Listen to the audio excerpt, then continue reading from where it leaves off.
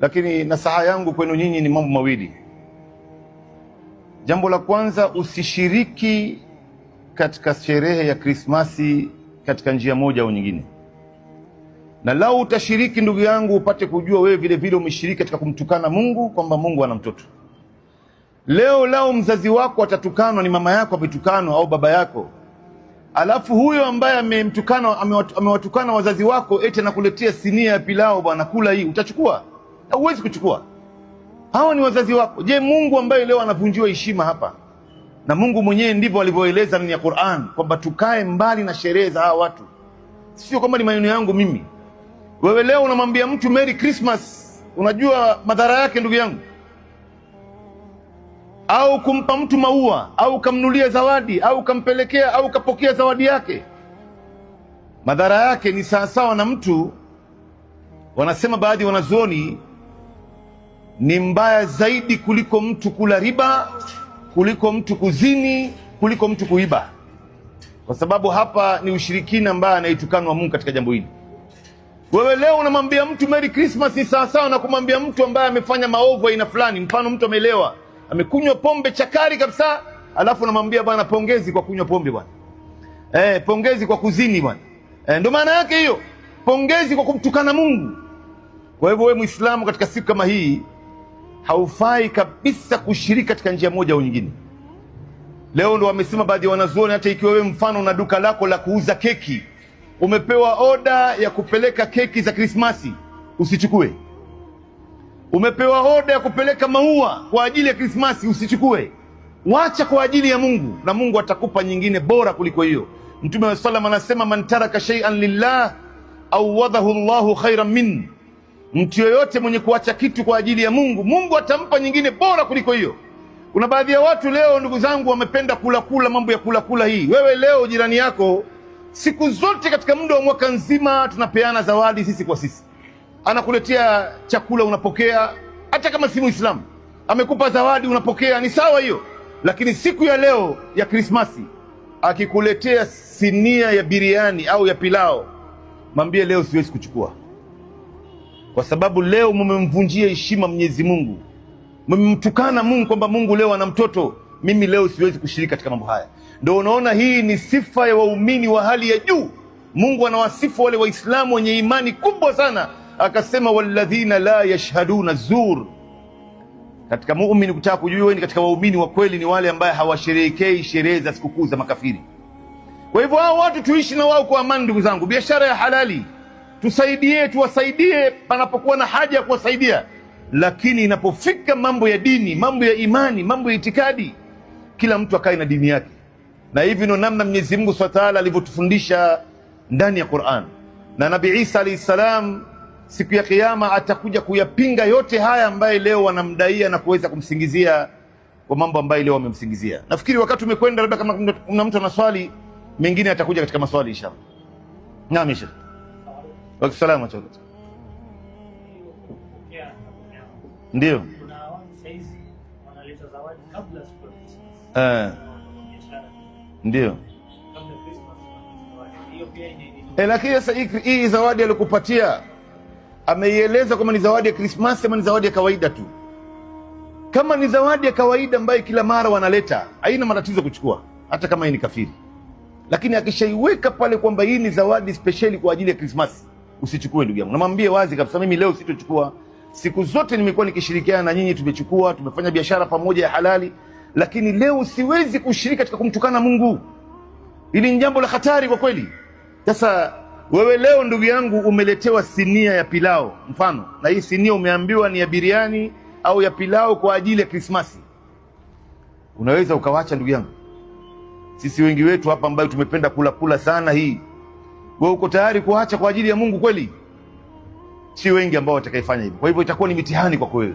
Mmoja anasema mimi bwana, unaonaje leo nitaletewa hii sinia ya pilao, niipokee alafu nitoe sadaka? Anatumia ujanja sasa. Wewe wacha kupokea kwako, maana yake umemkubali, umemuunga mkono kwamba kweli leo mtoto wa Mungu alizaliwa, kwamba kweli leo Mungu amezaa mtoto, na Mungu hajawahi kuzaa mtoto. Kwa hivyo jambo lolote ambaye kuna ushirikiano ndani yake, wewe hufai kushiriki ndugu yangu, katika njia moja au nyingine. Leo malasaf ndugu yangu, katika nchi za Kiarabu ambaye ndio Waislamu wako wengi kule, wamenunua miti ya Krismasi ambaye ndio mti uliokuwa mkubwa duniani, nchi ya Dubai, ambaye gharama yake ni milioni 15 dola, $15 million. Subhanallah. Kisa na maana wanataka kuwaridhisha hawa watu, na hawajali kwamba Mungu anakasirika hapa, hawajali. Wallahi ni rehema ya Mungu tu ndio sisi leo tuko hai hapa duniani, na hawa vile vile wako hai. Lau kama si rehema ya Mungu, Mungu angekuwa shawafieka watu wote hawa duniani hapa. Wamemtukana matusi mabaya sana, matusi ambayo imekaribia ardhi hii kuchanika chanika na mbingu kupasuka pasuka na majabali yakapeperushwa, andau lirrahmani walada, walipodai kwamba Mwenyezi Mungu Subhanahu wa Ta'ala ana mtoto. Kwa hivyo wewe leo usishiriki ndugu yangu katika njia moja au nyingine. Leo sisi Mwenyezi Mungu Subhanahu wa Ta'ala ametukanya tukae mbali na mambo ya watu kama hawa. Angalia Mtume sallallahu alaihi wasallam anasema, hakika nyinyi mtazifata nyenendo, njia za waliokuwa kabla yenu, madogo kwa madogo na makubwa kwa makubwa. Hata wakiingia kwenye shimo anakoishi burukenge, nyinyi Waislamu pia mtaingia. Hata lau dakhalu fi juhri dhabbin la dakhaltumu qalu ya Rasulullah alyahudi wan nasara. Ni nani wengine hawa Mtume? Ni Mayahudi na Wakristo. Akasema nani tena wengine? Kila wanachofanya wao jambo, sisi leo ndo tunaona kwamba haya ni maendeleo. Kuna baadhi ya Waislamu leo ambao hawana elimu ya dini, hawajasoma dini. Ukizungumza mada kama hii, wanaona wewe ndo ambao umekosea, si wao. Wewe ndo umekosea shekhe, unaleta uadui baina yetu sisi. Mungu ndo ambaye ametuambia jamani, ndani ya Qur'ani mtume wake ametukataza. Mtume akasema nyinyi leo wataingia hawa kwenye shimo anakoishi burukenge, nyinyi Waislamu pia mtaingia.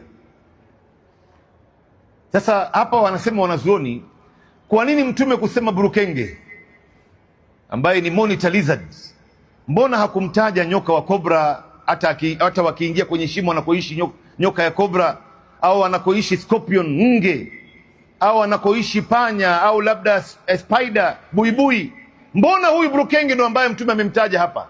Wanazuoni wamekwenda kuchunguza hadithi hii, wamegundua kwamba huyu burukenge anaishi kwenye mazingira chafu sana, na mazingira iliyokuwa na giza totoro ambaye haina mfano wake. Wanasema huyu monitor lizard, huyu burukenge huyu, ile shimo ambayo anaishi, kwanza kuna kila aina uchafu huko ndani, mifupa, damu, baadhi ya ngozi chafu yote iko ndani mle. Kisha hakuna nyumba iliyokuwa, pango iliyokuwa na giza kama pango ya burukenge, giza totoro, manake mchana watu waonani. Alafu huko ndani ya nyumba yake, maficho yake huyu burukenge, kuna wanyama wengine pia hatari wanaishi huko. Kuna nyoka ya kobra, kuna panya, kuna nge, kuna wale wadudu wengine wakutambaa, wanategeana, hawakutani. Wakiona huyu ametoka, yeye pia anatoka, akirudi hivyo. Maanake mtume anasema hata hawa watu wakiingia kwenye shimo ya hatari, nyinyi Waislamu pia mtaingia mzima mzima tu. Kwa hivyo siku hiyo ndugu yangu nitakana ionekane kama ni siku ya kawaida, si tuendelee na mambo yetu, tusishiriki. Hiyo ni siku hatari ndugu zangu. Wewe fikiri leo Mwenyezi Mungu hasira zake zikimpanda, ama akapandisha hasira zake, subhanallah, tutakuwa katika hali gani sisi? Tutakuwa katika hali gani leo Mwenyezi Mungu ataamua katika siku kama hiyo? Lakini tukae mbali na tusishiriki katika njia moja au nyingine, na nafikiri hiyo ndo jawabu sawa. Naam, naam. Kazi yake ni kupika.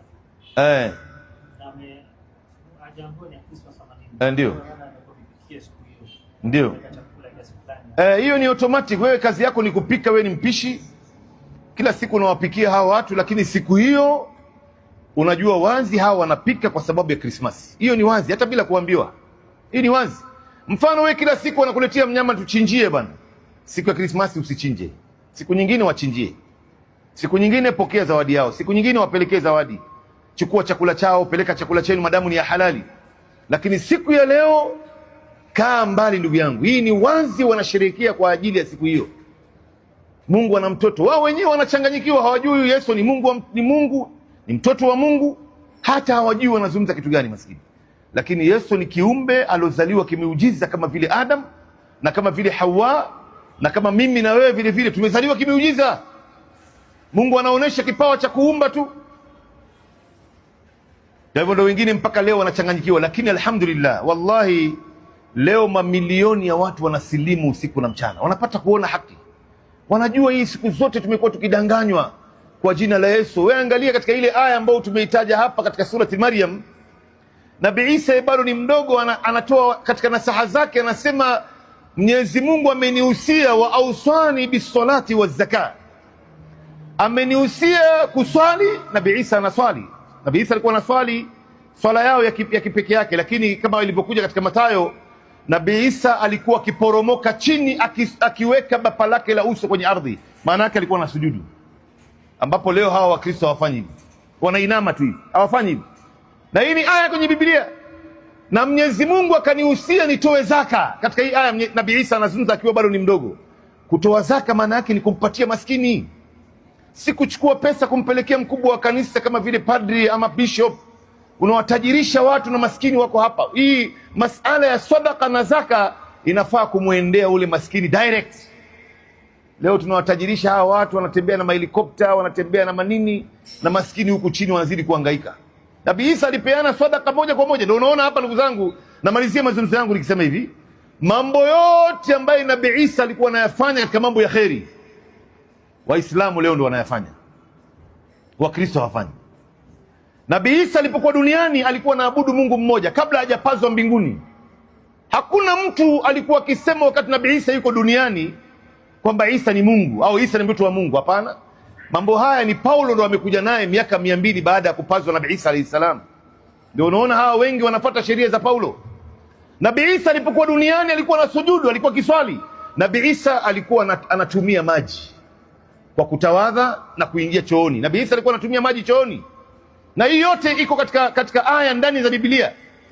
Ndio huyu mmoja amesimama hapa barabarani, si Muislamu yeye, natarajia ameshasilimu ama bado, anawaambia hao Wakristo, jamani, nyinyi kwa nini msifate mila ambayo Waislamu wanayafuata? Waislamu ni watu wasafi, wanaingia chooni na maji. Anaeleza, anasema leo tukipanda mabasi yetu haya na matatu inanuka mavi. Yeye mwenyewe ndo anaeleza, si kwamba nini. Anawaambia jamani, ni kweli hii mambo. Akaeleza, bwana, wewe chukua mfano mti, chukua blue band upake hii mti mmoja, na hii nyingine upake blue band, kisha hii moja ufute na karatasi, na hii moja uoshe na maji. Gani ambayo itabakia bado ina harufu na ina alama? Ni hii ambayo imefutwa na karatasi. Nabii Isa alikuwa anatumia maji akiingia ndani ya choo. Zote hizi zipo. Nabii Isa alayhi salam alifunga siku 40. Waislamu wanafunga siku 30. Nabii Isa alayhi salam alivaa kanzu kama ninavyovaa mimi, ndugu yangu. Hata kwenye Old Testament kuna picha ambao wamechora tu mavazi ya Nabii Isa ilikuwa ni kanzu. Ni kanzu, maana yake ni thob. Nabii Isa aliweka ndevu kama mitume wote walivyoweka ndevu.